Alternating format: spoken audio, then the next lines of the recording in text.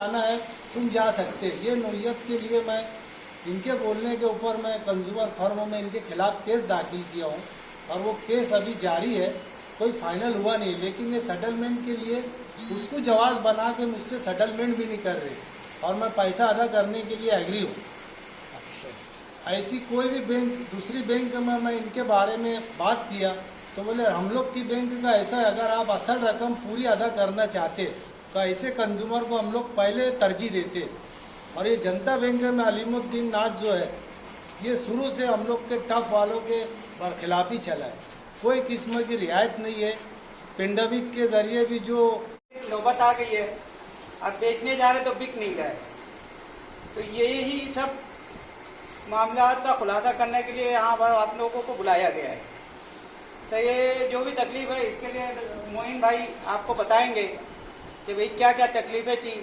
जैसे tough scheme के लिए जो जो इन्होंने कॉपरेट करना था बैंक ने, हमें कोई भी कॉपरेशन नहीं किया इन्होंने। जनता बैंक ने सबसे पहला मुद्दा यह था कि जो स्कीम के तहत हम लोगों ने लोन लिया था, टफ स्कीम के तहत, ये सेंट्रल गवर्नमेंट की स्कीम थी। इसमें गवर्नमेंट ने ये कहा था कि भाई जो स्कीम का मुद्दा मेन है कि भाई विदाउट कोलेट्रल आपको लोन दिया जाएगा। लेकिन जनता बैंक ने हमारे से पूरा कोलेट्रल लिया और जैसे 50 लाख लोन लिया तो 2 करोड़ रुपया 1.5 करोड़ रुपए की प्रॉपर्टी उन्होंने वो करा, मॉर्गेज किया। और उसके बाद कि जो भी जो स्कीमें थी, जैसे सेंट्रल गवर्नमेंट की स्कीम थी, स्टेट गवर्नमेंट की स्कीम थी, सब्सिडी की स्कीम थी, तो इन्होंने कोई कोऑपरेट नहीं किया।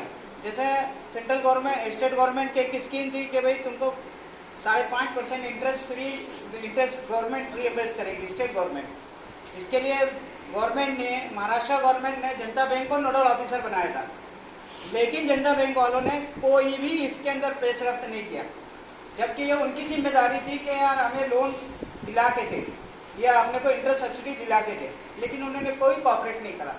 जब भी हम जाते थे तो बोले यार हम अभी कर रहे हैं। ये 2016 तक की बात है।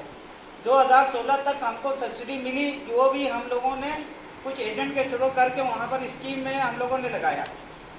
उसके बाद बैंक वालों ने कोई कोऑपरेट नहीं किया।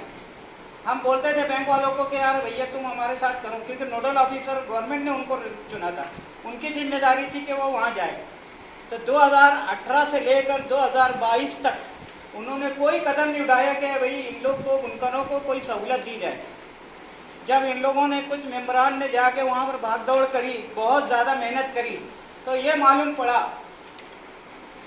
कि ये जो सब है वहाँ पर पासवर्ड उन्होंने चेंज कर दिया था ना। बैंक का कोई बंदे को ये जहमत हुई कि वो वहाँ जाके इंक्वायरी करे कि भाई क्यों नहीं अपना लोड हो रहा है, अपलोड हो रहा है। ये सब है ना, उन्होंने, इनकी बदनीयती पे मुनसिर है कि ये लोगों ने कोई भी किस्म का कोऑपरेशन नहीं किया। सबसे पहले स्टार्ट करते हैं, जिस वक्त 2014 में हम लोगों ने लोन लिया था, उस वक्त 2015 में नोटबंदी आ गई। नोटबंदी में भी इन्होंने कोई कोऑपरेट नहीं किया बुनकरों के लिए। फिर उसके बाद ये जीएसटी आ गया, तब भी इन्होंने कोऑपरेट नहीं किया। मार्केट में हम लोगों ने बोला कि भाई हमारा सेटलमेंट करो, तो कोई चीज़ सुनवाई नहीं हो रही। सबसे बड़ी चीज़, इन्होंने जो इंटरेस्ट रेट है, आज नेशनलाइज बैंक के जितने भी स्कीम हैं 7 से लेकर 9% तक वो इंटरेस्ट मारते हैं टर्म लोन और बिजनेस लोन पे। जनता बैंक हमको 13.5% ब्याज पे दे रही है। और जिस वक्त हम लोग एनपीए में हो गए, उसके बाद उन्होंने 2% पेनल इंटरेस्ट मारा। जब हम लोग, कोई आदमी अगर जाता है कि भैया हमें सेटलमेंट करना है, तो सिर्फ 2% जो पेनल इंटरेस्ट है वही माफ करते, उसके अलावा कोई चीज़ नहीं करते। दूसरी सबसे बड़ी चीज़, हर वक्त कोई भी चीज़ में, कोई भी अगर वकील की फीस है या नोटिस दे रही है या नोटिस आ रही है, उसके चार्जेस आम केस के 5,000 रुपये ज़्यादा से ज़्यादा होते हैं। ये बैंक वाले हमारे अकाउंट में डेबिट 20,000-25,000 रुपये मार रहे हैं। ये सबसे बड़ा पॉइंट है। दूसरा, कोई भी हम लोग जाकर बोलते हैं कि भैया हमारे को ये सहूलत चाहिए, ये सहूलत चाहिए, कोई सहूलत देने को तैयार नहीं है। बस उनका मुद्दा ये है कि भाई ये परेशान है, इनकी प्रॉपर्टी बेचवाओ और इनका सब सफाया करो। दूसरी चीज़ ये, इन्होंने जिस वक्त हम लोग एनपीए में चले गए। हालात सबको पता है कि 3-4 साल से मार्केट की क्या हालात है। और मालेगांव में जो नई जहद चालू हुई थी, वही मॉडर्नाइजेशन हुआ था, नए नए मशीन आई थी, उस वक्त बैंक को हमारे साथ खड़ा रहना चाहिए था। उस वक्त हमारे साथ खड़े नहीं रहे। भाई हालात खराब है, जॉब वर्क नहीं मिलता था, लोग परेशान रहते थे, लाखों रुपया ब्याज जा रहा था हमारा, लेकिन कोई बैंक ने धरने को, कोई कान धरने को सवाल नहीं, कोई सुनाई नहीं देता था। हम लोग हर वक्त जाते थे, कोई हमारे को ये सहूलत चाहिए, ये सहूलत चाहिए। आज दूसरी बैंकों में जाओ तो वो लोग, भैया ठीक है तुम्हारी मार्केट खराब है या कोई नहीं है, मार्केट सेलर और बायर मेट रखते थे कि हाँ भैया चलो ठीक है, तुम्हारे को बायर सेलर नहीं मिल रहे तो हम तुम्हारे को मेट रखें। अब हमारा हेवी प्रोडक्शन होने की वजह से हम लोग ज़्यादा नुकसान में पहुँचे। ये सब चीज़ें हैं ना, हमारी दिक्कत हो गई, लेकिन बैंक ने कोई कॉपरेट नहीं किया। हमारा आपको बुलाने का मकसद ये है कि हमारी तकलीफ आप तक पहुँचे और आपके थ्रू मीडिया तक या आवाम तक पहुँचे। लेकिन इन्होंने जब हमारा एनपीए में चला गए, इन्होंने मार्केट पहले ही खराब चल रही थी, हमारे पेपर में न्यूज़ पेपर में डिक्लेयर कर दिया कि भाई फला फला पार्टी का एनपीए चला गया है, पेपर में दे दिया, प्रॉपर्टी नीलाम करने का है। तो जो मार्केट में हमको माल मिलता था, वो मार्केट में माल देना भी व्यापारियों ने बंद कर दिया। ये मेरे साथ खुद बीती है, क्योंकि कोई भी माल नहीं देता था, बोलिए इसकी प्रॉपर्टी बिक रही है। बाकी और जो खुलासा है, तो बड़ौदा बैंक, सिंडिकेट बैंक, इसमें उस वक्त 9% रेट ऑफ इंटरेस्ट पे लोन दिया गया टफ का, और हमको यहाँ पर 13.5% पे दिया गया लोन। तो हमने ले लिए, एग्रीमेंट हमने साइन कर लिए। इनको जब हमने जो है ना रिफरेंस दिए कि भाई इतना इतना फर्क है, तो इन्होंने बोले आपने एग्रीमेंट साइन कर दिया, आपको उतने से ही देना पड़ेगा, उससे हम नहीं कम कर सकते। तो मैंने इनको तो एक सुझाव दिया कि आप जो है ना, जो रेगुलर पेमेंट भर रहा है, आपको इंस्टॉलमेंट दे रहा है, आप उनको एक रिबेट की शक्ल में जो है ना रिफंड दे सकते हैं। भाई हमारे और दूसरी बैंकों में तकरीबन 4.5 से 5% रेट आप ज़्यादा ले लो, तो उसको जो है ना आप रिबेट में दे दो, तो आपका जो है ना बैंक का जो ग्रेड है वो भी कायम रहेगा, आपकी रिकवरी भी बराबर रहेगी, और आप लोग जो है ना इसको अच्छे से हमारे साथ कोऑपरेट भी कर सकते। तो ये इतना करने के बाद आप लोग जो है ना दूसरी बैंकों के रेट के बराबरी में आ जाएंगे। आप हमको उनसे ज़्यादा बेनिफिट मत दो, लेकिन उस पर भी जो है ना चेयरमैन साहब ने कोई तरह का कोई एक्शन नहीं लिए। रिबेट इनका जो है ना आम पब्लिक के लिए, आम लोन होल्डर के लिए 1% है, वही 1% हमको जो है ना दिया गया, उससे आगे बोले हम नहीं कर सकते।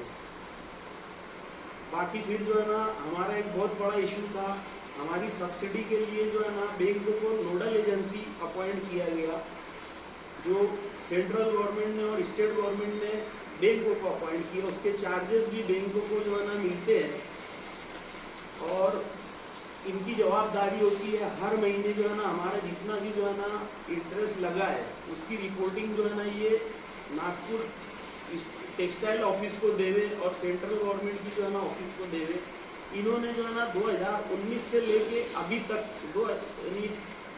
5 मार्च 2022 तक इन्होंने कोई तरह का कोई जो है ना सब्सिडी का क्लेम अपलोड नहीं किया।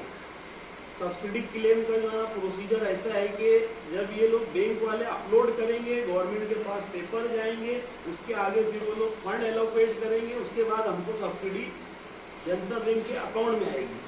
तो ये प्रोसीजर इन्होंने जो है ना जानबूझ के टफ वालों के साथ, बुनकरों के साथ दुश्मनी निकालने के लिए, हमारे जो है ना कारखाने कारोबार बेचने के लिए इन्होंने जो है ना जानबूझ के इन्होंने सब्सिडी अपलोड नहीं की। ये ऑन पेपर हमारे पास इसके सारे सबूत।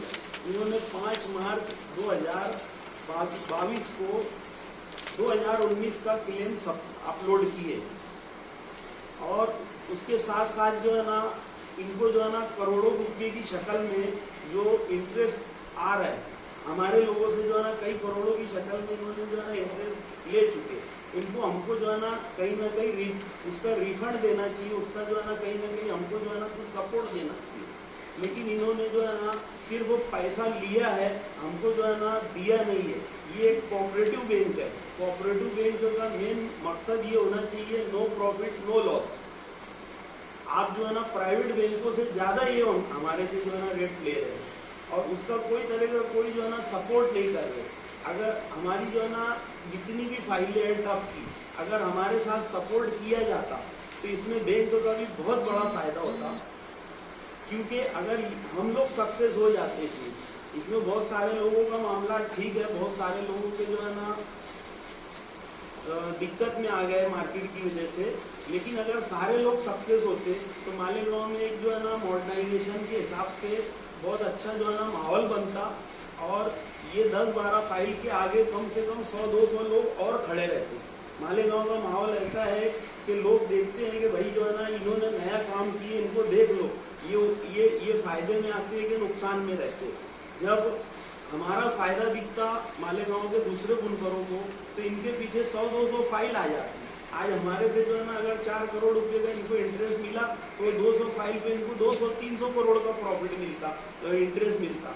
लेकिन इन्होंने जो है ना बुनकर दुश्मनी में वो कोई काम नहीं किया। और इन्होंने क्या क्या किया हमारे साथ या बुनकरों के साथ, ये सब का खुलासा करना मैं चाहता हूँ कि ये बेहतर हो कि यहाँ पर सब खुलासा हो जाए कि किन किन तकलीफों से ये जो भी कर्जदार है